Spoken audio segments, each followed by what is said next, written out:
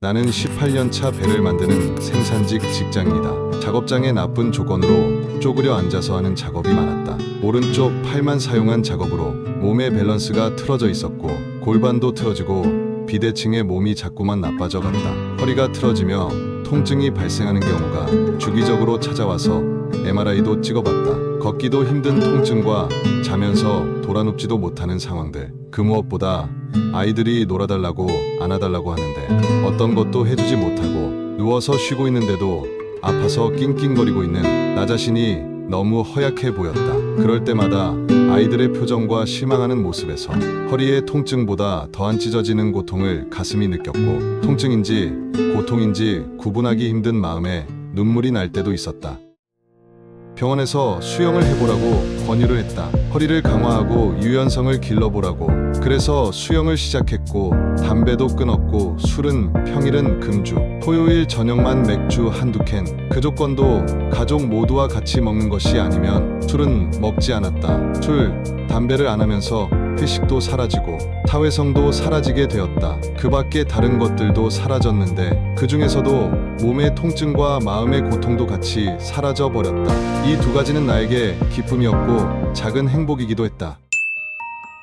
첫 수영을 왕초보반부터 시작하는데 완전 병신이었다. 입과 코로 물도 많이 먹었고 포기하고 싶었고 수태기가 수없이 찾아왔다. 하지만 수태기는 허리의 통증과 마음의 고통에 비하면 아무것도 아니라서 끊이지 않게 계속 수영 수업을 등록하고 퇴근하고 아이들과 잠시 시간을 보내고 난 뒤 8시에는 항상 수영장을 갔다. 농땡이를 부리더라도 그냥 기계처럼 수영을 했다. 왕초보반에서 초급반으로 승급하니 절반 이상의 회원이 보이지 않았고 초급반의 평영 발차기에서 다시 절반 이상의 회원이 사라졌고 중급반이 되어서는 왕초보 동기들이 두세 명밖에 남지 않았다. 거제해수 보양온천 수영장은 마지막 수업이 8시부터 8시 50분인데 9시 30분에 마감이라 그때까지는 자유수영 시간이다. 난 마감 시간까지 항상 수영을 하였고 그래서인지 승급이 된 중급반에서 1, 2번 자리에서 수영을 했다. 어느 날 중급반 강사님이 개인적인 사정으로 수업에 불참하고 고급반 강사님이 중급과 고급을 같이 수업했다. 난 중급 2개월 차였는데 혈기왕성한 고급반 강사님이 말하길 왜 중급반에 있냐고 고급반으로 오라고. 다음날 중고 두 분 강사님들이 얘기를 나누고 나는 고급으로 승급하게 되었다. 고급으로 스카우트되고 딱 5분 몸풀기 2바퀴까지만 기분 좋았다. 중급과 고급은 많은 차이가 있었는데 그냥 너무 빡셌다. 일단 속도를 따라가기가 너무 벅차고 무흡이란 쌍욕 나오는 걸 처음 해봤고 헤드업이란 물 먹는 하마를 처음 해보면서 다시 수태기가 찾아왔다. 중급반이 너무 그리웠다. 발목이 나가든 말든 오리발을 파워핀으로 업그레이드했고 패드를 구매해서 파워를 늘렸고 주말에도 애들과 같이 목적은 놀이에서 시작하고 훈련으로 끝이 났다. 수업 후 자유시간에 킥판 발차기, 벽 잡고 발 바닥에 닿지 않고 대시 이지를 반복하며 30분 동안 발차기 유지하기. 나 자신과의 싸움을 시작했다. 한 달이 지날 때쯤 회원들이 먼저 하라고 하기 시작하고 그리고는 다시 1, 2번 자리에 올랐다. 그런데 문제가 터졌다. 해수온천 수영 강사님은 4개월 터울로 반을 이동한다. 열정 많은 고급반 강사님이 연수반으로 이동하면서 나를 연수반으로 올렸다. 수력 8개월의 연수반. 좀 빠른 거 아닌가? 내가 잘하는 건가? 소질이 있나? 우쭐대는 마음이 생겼고 들뜨기 시작했다. 그런데 몸풀기 4바퀴에서 수영장 락스물에 녹아버렸다. 몸풀기가 2배 상승했고 모든 것들이 2배. 10바퀴, 20바퀴 뺑뺑이가 시작되었다. 이번에는 쌍욕이 나와버렸고 그냥 졸라 힘들었다. 수영하다 죽을 수도 있을 것 같았고 연수반은 사람인가 하는 동경심도 들었다. 가족들에게 말하길 내일부터 연수반이라고 자랑하고 왔는데 막상 집에 들어갈 때는 시체가 들어와서 와이프와 아이들이 어리둥절했다. 다시 레벨업이 필요했다. 자세 교정을 위해 센터 스노클을 구매하고 오리발 변경, 패들 사이즈 업글, 무엇보다 회복에 신경을 많이 썼다. 연수반은 쥐가 자주 났는데 태어나서 처음으로 앞벅지에 쥐가 왔고 앞, 뒤 동시에 올라온 적도 있었는데 미칠 것 같았다. 나이 40에 처음 겪는 고통이었다. 아르기닌 챙겨 먹으며 운동했고 운동 후 집 도착해서는 계란 2개, 요플레, 통밀빵 2조각, 딸기잼 반 스푼, 치즈 1장, 콘프로스트 1컵과 우유 반드시 챙겨 먹었다. 신진대사를 돕기 위해 먹고 난 뒤 바로 집 주변 15분 워킹을 했고 러닝머신도 구매했다. 워킹 후에는 폼롤러를 사용해 종아리, 허벅지 등을 풀어주었고 발목, 고관절, 어깨 위주로 스트레칭을 매일같이 반복했다. 연수반의 운동량 상승으로 주말에는 휴식을 했지만 스트레칭은 꼭 했었다. 연수반은 수영 회식이 있었다. 줄 안 하는데 어떡하지?